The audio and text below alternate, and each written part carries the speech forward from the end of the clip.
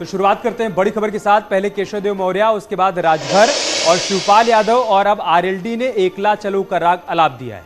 हालांकि सीधे तौर पर आरएलडी ने अलग होने का ऐलान नहीं किया। आरएलडी की ओर से कहा गया है कि वो निकाय चुनाव अकेले लड़ेगी और 2024 में होने वाला लोकसभा चुनाव समाजवादी पार्टी के साथ लड़ेगी। लेकिन सवाल यहीं से उठ खड़ा हुआ है, क्या ऐसा होगा? क्योंकि 2017 के विधानसभा चुनाव साथ लड़ने वाली कांग्रेस ने विधानसभा चुनाव के बाद पंचायत चुनाव अलग लड़ने की बात कही थी और उसके बाद दोनों दल अलग हो गए, फिर साथ नहीं आए। अब सवाल है कि क्या आरएलडी भी उसी राह पर है? गठबंधन तोड़ने के लिए नया रास्ता अख्तियार किया जा रहा है।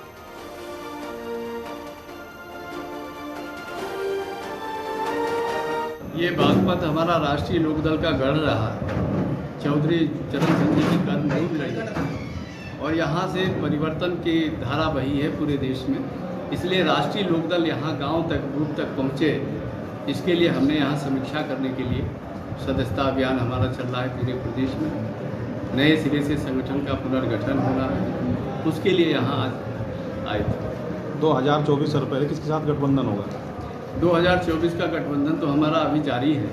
अभी हमारा अखिलेश यादव के साथ हमारा गठबंधन जारी है और इस गठबंधन को और मजबूती देने के लिए हमारा दल जब और मजबूत होगा, बूथ लेवल पर हमारा दल मजबूत होगा, तो गठबंधन को भी मजबूती मिलेगी, गठबंधन को भी फायदा मिलेगा। नगर निगम के चुनाव आ रहे हैं, तो क्या कहना चाहिए? राष्ट्रीय लोकदल ने फैसला किया है, राष्ट्रीय कार्यकारिणी का फैसला है कि पूरे उत्तर प्रदेश में अपने पार्टी का जनाधार बढ़ाने के लिए और संगठन की मजबूती के लिए हम अकेले इन चुनाव में लड़ेंगे। स्थानीय और इधर इलाहाबाद हाईकोर्ट ने उस नोटिफिकेशन को रद्द कर दिया है जिसके जरिए ओबीसी वर्ग में आने वाली 18 जातियों को एससी वर्ग में शामिल किया गया था। दिलचस्प बात यह है कि 18 जातियों को लेकर नोटिफिकेशन अखिलेश यादव सरकार में जारी हुआ था और योगी सरकार में भी उसे जारी किया गया।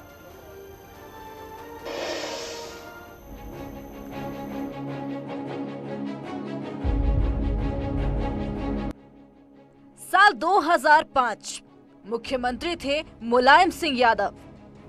22 दिसंबर 2016 मुख्यमंत्री थे अखिलेश यादव और 24 जून 2019 मुख्यमंत्री योगी आदित्यनाथ। इन तीनों तस्वीरों में एक बात कॉमन है कि तीनों ही सरकारों में ओबीसी की 18 जातियों को अनुसूचित जाति में शामिल करने का फैसला किया गया और नोटिफिकेशन जारी किया गया।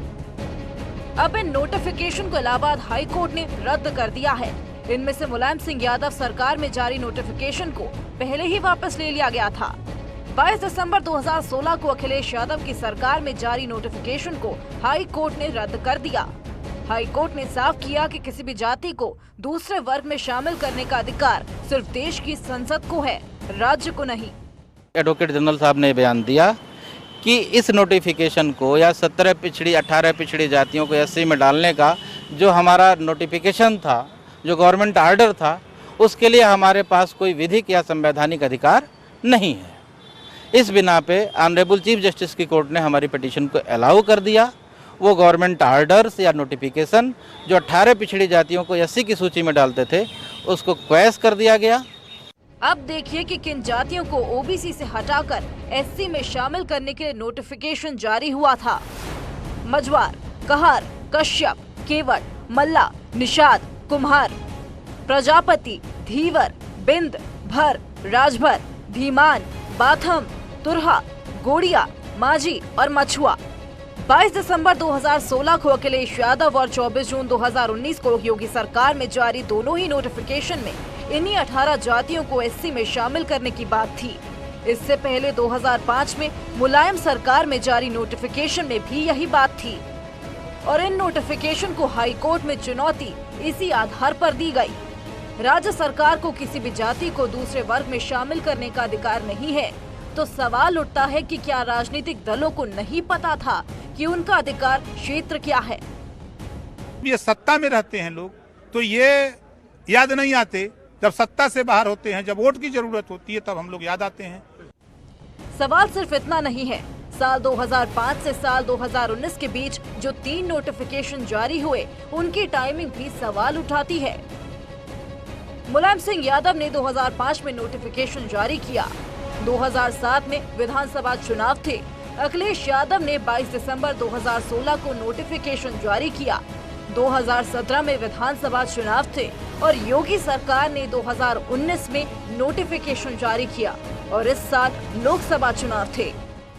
10% आरक्षण सवर्ण का कहीं नहीं लिखा था, मिला ना, जस्टिफाई था, मिला। हमारा लिखा हुआ है मझवार गौड़ तुरैया जस्टिफाई है। मैं 11 विधायक को लड़ रहा हूँ, कल और भी लड़ूंगा। सरकार मेरे साथ है, निश्चित रूप से मछुआ समुदाय का संवैधानिक आरक्षण। जाहिर है कि उत्तर प्रदेश में बीते कुछ वर्षों में राजनीति इन्हीं 18 जातियों के इर्द गिर्द रही है।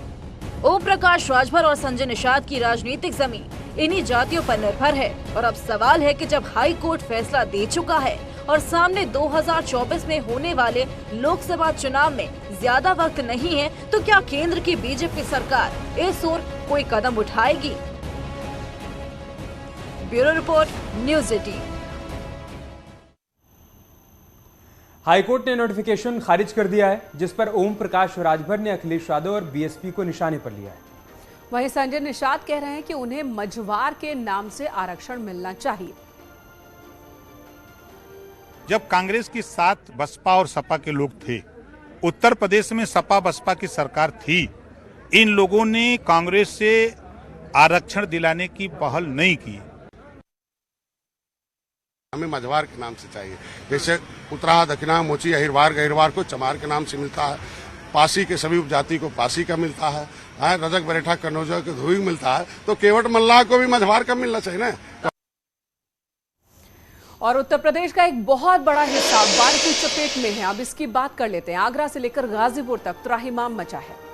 मंगलवार से उफान मार रही नदियों का जलस्तर कम होना शुरू हुआ है, लेकिन मुसीबत अभी कम नहीं हुई है और इसी बीच खुद सीएम योगी आदित्यनाथ भी ग्राउंड जीरो पर नजर आ रहे हैं।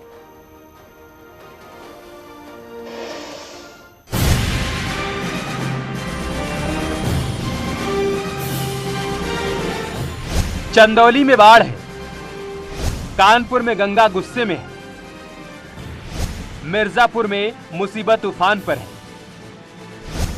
और हमीरपुर में बाढ़ अब लौट रही है। साथ ही दिखाई दे रहे हैं बर्बादी के निशान। बाबा विश्वनाथ की नगरी वाराणसी में गलियों में नाव चल रही हैं। हालात बद से बदतर हो चले हैं। ऐसे में योगी सरकार के मंत्री ग्राउंड जीरो पर हैं। खुद मुख्यमंत्री बाढ़ प्रभावित इलाकों का दौरा कर रहे हैं। मुख्यमंत्री ने हेलीकॉप्टर के जरिए बाढ़ प्रभावित इलाकों का जायजा लिया, फिर गाजीपुर में बाढ़ प्रभावित परिवारों को राहत सामग्री बांटी। प्रदेश के अंदर लगभग 1100 गांव इससे प्रभावित हुए हैं। अकेले गाजीपुर जनपद की जब मैं बात करता हूं तो इस जनपद में 33 गांव इससे प्रभावित हुए हैं, जिसमें 7000 से अधिक परिवार बाढ़ से प्रभावित हैं। यूं तो उत्तर प्रदेश में साल बारिश काफी कम हुई है, लेकिन मध्य प्रदेश और राजस्थान में ज्यादा बारिश होने और बांधों से पानी छोड़े जाने के बाद आगरा से चंदौली तक बाढ़ के हालात बन गए हैं। संगम नगरी प्रयागराज में बाढ़ का पानी उतरने लगा है, जिसके बाद गलियों को साफ किया जा रहा है, दवाई का छिड़काव किया जा रहा है ताकि संक्रामक बीमारियां न फैलें। संगम नगरी प्रयागराज में गंगा यमुना नदियों में आई बाढ़ अब कम हो रही है। धीरे धीरे जलस्तर घट रहा है। जहां पर इस वक्त हम खड़े हैं, ये राजापुर का गंगानगर इलाका है। ये वही जगह है जहां पर नावें चल रही थी और इन सड़कों पर 2-2, 3-3 फीट तक पानी भरा था, लेकिन अब पानी धीरे धीरे उतर रहा है। और अगर गंगा और यमुना नदियों के घटने की रफ्तार की बात करें तो हर घंटे 5 से 6 सेंटीमीटर गंगा और यमुना नदियां घट रही हैं। लेकिन बाबा विश्वनाथ की नगरी काशी में हालात जस के तस बने हुए हैं। यहाँ अभी भी गलियों में नाव चल रही है, गंगा उफान पर है। गाजीपुर का जायजा लेने के बाद मुख्यमंत्री योगी आदित्यनाथ सीधे वाराणसी पहुंचे। नाव के जरिए वाराणसी में बाढ़ के हालात का जायजा लिया। इस दौरान जल शक्ति मंत्री स्वतंत्र देव सिंह भी मौजूद थे। वाराणसी में सीएम योगी ने बाढ़ प्रभावित लोगों से मुलाकात की। सीएम योगी यहाँ पर आए और निरीक्षण किए, स्थलीय निरीक्षण किए, जायजा लिए, बकायदे गंगा जी में बोट द्वारा गए जहाँ पर पूरा जो पीड़ित जो पूरा इलाका जो जलमग्न हो गया था वहाँ के लोगों का निरीक्षण किया और यहाँ पर बाढ़ राहत केंद्र में आए, चौकी में आए और यहाँ पर राहत सामग्री बांटी। और जिस तरीके से उन्होंने अब हिम्मत दिया, पूछताछ किया, तो यहाँ के लोग काफी खुश हैं। कई दिनों तक लगातार बढ़ते जलस्तर के बीच वाराणसी के लोगों के लिए राहत वाली बात यह है कि अब धीरे धीरे वाराणसी में गंगा और वरुणा का जलस्तर कम हो रहा है। 80 घाट पूरी तरीके से गंगा के बढ़ते जलस्तर में समा गया। 80 घाट दिख नहीं रहा है, लेकिन ये बाहर के सड़कों का ये हाल है। तो फिलहाल प्रशासन के जो अधिकारी हैं, प्रशासन की तरफ से एनडीआरएफ की टीमें लगाई गई हैं जगह जगह पर 5 किलोमीटर के रेडियस में जो रेस्क्यू ऑपरेशन कर रही हैं और तमाम जो जरूरत के सामानें हैं वो पहुंचा रही हैं लोगों तक। प्रशासन के अधिकारी 24/7 अलर्ट पर है। अच्छी खबर वाराणसी वासियों के लिए ये है कि 2 सेंटीमीटर प्रति घंटे के रफ्तार से गंगा का जलस्तर कम हो रहा है। Amit Kumar Singh, news 18 India, Varanasi.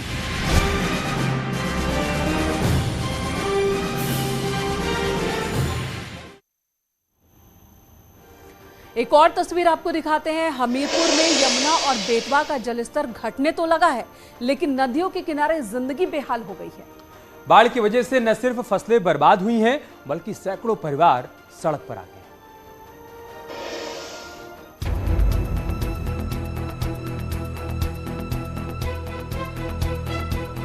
परेशानी है ये, जब घर डूबे डरे हैं, ईंधन कंडा है नहीं है और परेशानी सब है ही है लाला।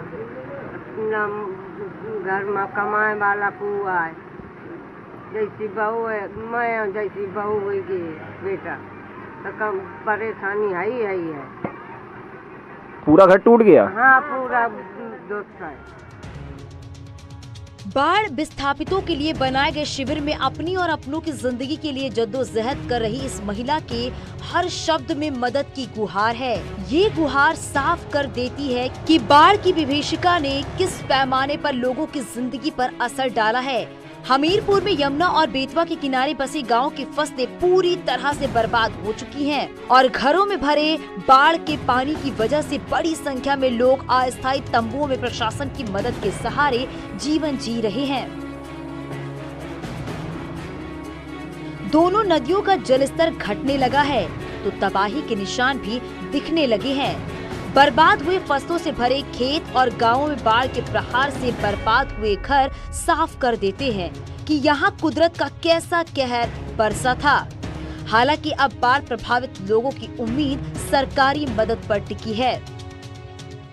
घर से बच्चे बेघर हो चुके हैं, तो हम चाहते हैं सर कि जैसे नदी कम हुई है तो सरकार जल्दी से जल्दी इसका सर्वे करा ले और हम लोगों को मुआवजा दिला करके बच्चों को घर से बेघर जो हैं उनको घर में हम रख सकें और अपनी फसल को पुनः कुछ सोच सके, जिससे जानवर और हम लोग परेशान हैं वो परेशानी दूर हो सके। हमारे सर यही सरकार से हमारी गुजारिश है और चाहते भी हैं सर कि जैसे नुकसान होता है तो कुछ तो सर मिलना ही चाहिए।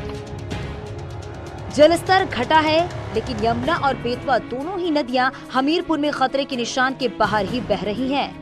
सबसे ज्यादा नुकसान सुमेरपुर और कुरारा ब्लॉक में हुआ है। करीब 80 गांव बाढ़ के प्रहार से प्रभावित है। वहीं प्रशासन बाढ़ पीड़ितों की मदद के लिए हर संभव जुटा रहा है। खेतों का सर्वे करने के लिए और गिरे हुए घरों को, आबादी को सर्वे करने के लिए टीमें तहसील स्तर पे बना दिया गया है। तेजी से सर्वे का कार्य कराया जा रहा है। इसके अलावा जो भी मलबा हमारा अत्यधिक बाढ़ के कारण गाँव में फैल गया है, उसके लिए हमारी ग्राम स्तरीय स्वच्छता कमेटियां जो हैं और जो हमारे कर्मचारी हैं वो लगातार लगा दिए गए हैं और यहाँ तक कि भी हम लोग पूरी साफ सफाई करा रहे हैं, कीचड़ को हटवा रहे हैं, सड़कों से भी उनको धुलवा रहे हैं। इसके अतिरिक्त सीएमओ के स्तर पे हमारी स्वच्छता टीम भी लग रही है। हम लोग फॉगिंग स्तर भी कर रहे हैं और स्वास्थ्य सेवाओं को भी बेहतर ढंग से वहाँ पर लगा करके उनको यथासंभव पूरी मदद करें। हमीरपुर में आई बाढ़ ने जो तबाही मचाई है उसका मंजर ही बहुत अलग था। बाढ़ जाने के बाद भी यहाँ लोग परेशान दिख रहे हैं, क्योंकि जो बाढ़ जाने के बाद मंजर दिखाई दे रहा है, आपको दिखा रहा हूँ यहाँ का किस तरीके से पूरे घर जमींदोज हो चुके थे और किस तरीके से फसलें पूरी सैकड़ों बीघे सैकड़ों एकड़ फसल नष्ट हो चुकी है। किसान परेशान है, यहाँ के लोग परेशान हैं, बासिंदे परेशान हैं, जो रिहायशी इलाके हैं वहाँ पर भी पानी घुसा था। तो देख सकते थे किस तरीके का मंजर था। लोग टेंटों को सहारा बना करके आशियाना बनाया और यही टेंट के माध्यम से लोग घरों में रह रहे थे। लगातार देख सकते हैं 5 दिन किस तरीके से बाढ़ ने तबाही मचाई और तबाही का मंजर की वजह से ये पूरी तरीके से लोग यहाँ सैकड़ों लोग यहाँ पर रह करके अपना आशियाना बनाया था। अब इनको इंतजार है उस चीज़ का जब सरकार इनकी मदद करेगी और फिर से आशियाना बसा सकेंगे, क्योंकि पूरी तरीके से लोग बर्बाद हो चुके हैं। इनके पास ना तो खाने का बचा है सामान, ना अनाज, ना गेहूं, ना भूसा। अब देखना होगा सरकार इनकी कब मदद करेगी। उमा शंकर मिश्रा, न्यूज़ 18 के लिए हमीरपुर। इधर लखनऊ में नगर निगम की कार्रवाई से समाजवादी पार्टी लाल है। दरअसल नगर निगम ने समाजवादी पार्टी के कार्यालय के पास अवैध दुकानों को बुलडोजर से हटा दिया, जिस पर समाजवादी पार्टी आक्रामक रुख अख्तियार कर चुकी है।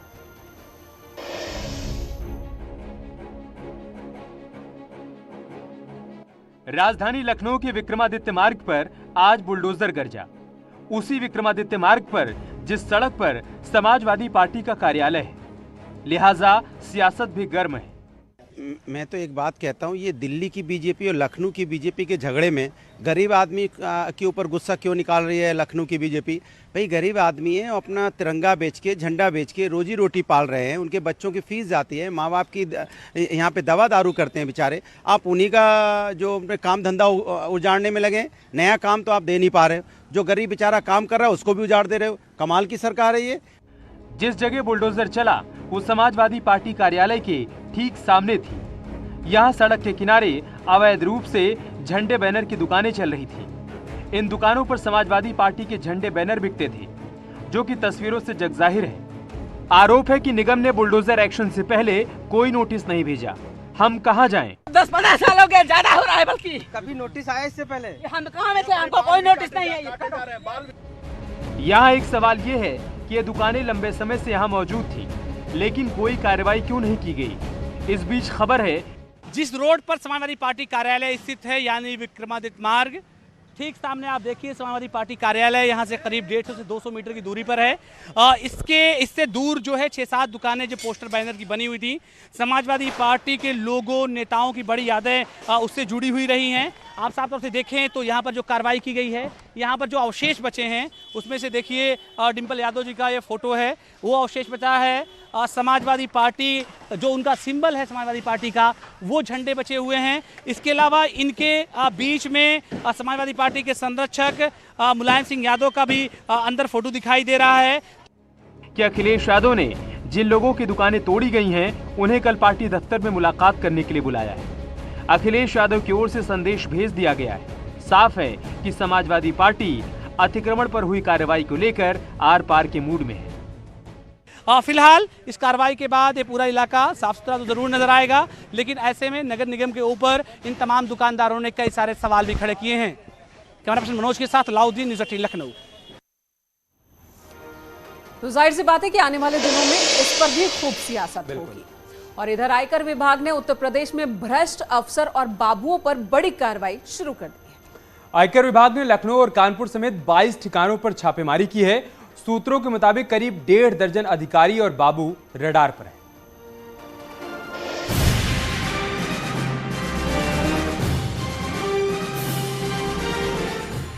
आईटी की रेड, अधिकारियों में खलबली।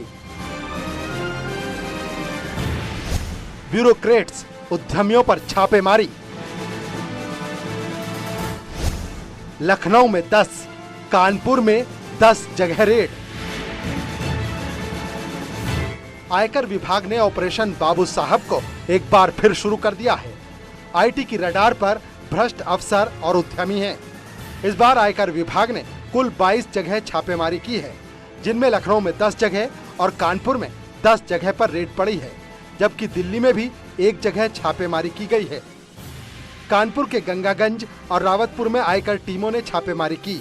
पूर्व मंत्री बाबू सिंह के करीबी और प्रॉपर्टी के बड़े कारोबारी देश राज के रावतपुर गांव में छापेमारी हुई है। इसके अलावा आईटी टीम ने राजू चौहान के घर और गेस्ट हाउस पर छापा मारा है। बताया जा रहा है कि जमीन से जुड़े मामलों में घालमेल के बाद इस छापेमारी को अंजाम दिया गया।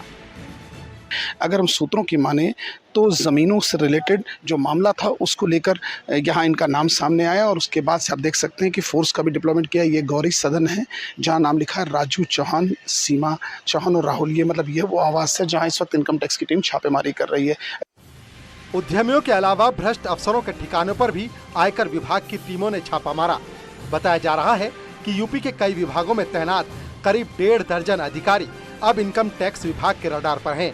जिन विभागों पर आयकर की नजर है उनमें उद्यमिता प्रशिक्षण संस्था, उद्योग विभाग, यूपी इंडस्ट्रियल कंसल्टेंट लिमिटेड, उद्यम विभाग के साथ कुछ प्राइवेट इंडस्ट्रियलिस्ट भी आयकर की रडार पर हैं। कानपुर और लखनऊ में पड़े छापे इसी कड़ी का हिस्सा हैं। जिन अधिकारियों के आवास पर छापेमारी हुई उनमें ब्यूरोक्रेट्स डीपी सिंह का नाम भी शामिल है। कानपुर में डीपी सिंह के घर छापेमारी हुई है। इसके अलावा कानपुर में ही मंगलानी ग्रुप के ठिकानों पर भी छापा मारा गया, जबकि कुछ प्रॉपर्टी कारोबारी भी रडार पर हैं। अगर सूत्रों की माने तो और भी कई जगह पुलिस के साथ इनकम टैक्स की टीम पहुंची, क्योंकि इनका घर, इनका प्रतिष्ठान, इनका एक शोरूम और इसके अलावा गेस्ट हाउस में भी छापेमारी चल रही है। अब जब ये छापेमारी समाप्त होगी तब जाके पता चलेगा कि आखिर वास्तविकता थी क्या। इनकम टैक्स विभाग की ये छापेमारी ऑपरेशन बाबू साहब का हिस्सा है। ऑपरेशन बाबू साहब के पार्ट 1 में 18 जून को लखनऊ, कानपुर, दिल्ली और कोलकाता में छापेमारी हुई थी। ऑपरेशन बाबू साहब के पार्ट 2 में 31 अगस्त को लखनऊ, कानपुर और दिल्ली में छापेमारी हुई। इसके तहत उन भ्रष्ट अधिकारियों पर नकेल कसी जा रही है जो सरकारी योजनाओं में घोटाले कर रहे हैं। फिलहाल छापेमारी जारी है और जल्द ही इस मामले में बड़े खुलासे होने की उम्मीद है। Bureau report, news 18।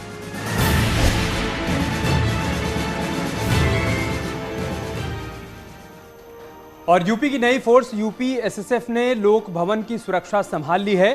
पहली तैनाती की तस्वीरें भी सामने आ गई हैं।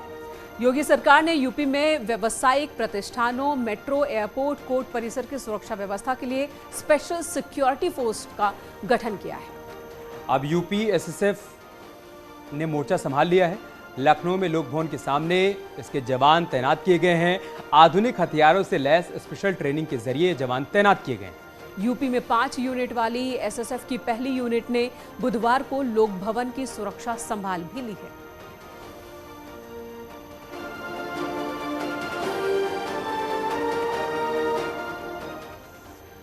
और अगली खबर गाजीपुर से। दर्दनाक खबर आई आज गाजीपुर से, जहां पर एक नाव हादसे का शिकार हुई जिस पर 2 दर्जन से ज्यादा लोग मौजूद थे। नाव हादसे में 7 लोग डूब गए हैं। 2 लोगों के शव बरामद किए गए हैं। नाव पर सवार 5 बच्चे अभी तक लापता हैं, उनकी तलाश की जा रही है। पशुओं के लिए चारा लेने के लिए जा रहे थे और इसी दौरान बताया जा रहा है कि नाव हादसे का शिकार हो गई। रेवतीपुर थाना क्षेत्र में ये हादसा हुआ है। फिलहाल पूरे गांव में मातम पसरा हुआ है। रेस्क्यू ऑपरेशन अब भी जारी है, लेकिन बहुत से लोग हैं जो लापता हैं, जिन्हें अभी तक तलाशा नहीं जा सका है।